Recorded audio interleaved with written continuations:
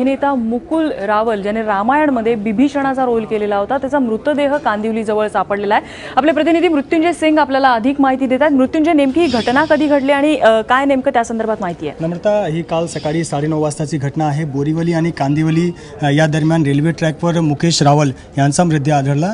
मुकेश रावल हे गुजराती ॲक्टिंगमध्ये होते।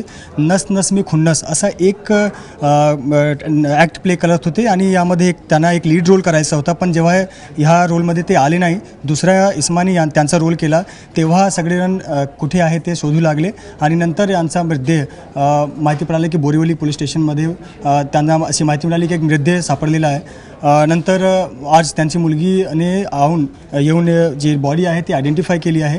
जसं आपल्याला माहिती आहे की रामायणमध्ये त्यांनी विभीषणची भूमिका केली होती आणि गुजराती थिएटरमध्ये ते खूप प्रचलित होते। काही बरेच गुजराती फिल्म्सही केली होती। सध्या पोलीस हे तपासणी करत आहे की कोणत्या कारणामुळे ही घटना घडलेली आहे, पण अशी शक्यता आहे की त्यांनी ही सुसाईड केली आहे। त्यामुळे खरोखरच दुर्दैवी ही बातमी म्हणायला हवी। मुकुल रावल, अभिनेता मुकुल रावल यांचा मृतदेह कांदिवलीला या ठिकाणी सापडलेला आहे। एका चित्रपटामध्ये त्यांची भूमिका होणार होती, मात्र तिथे ते न पोचल्यामुळे हा अशा प्रकारे शोध घेण्यात आला आणि त्यानंतर मुकुल रावल यांचा मृतदेह त्यांच्या कन्येनं आयडेंटिफाय केलेला आहे।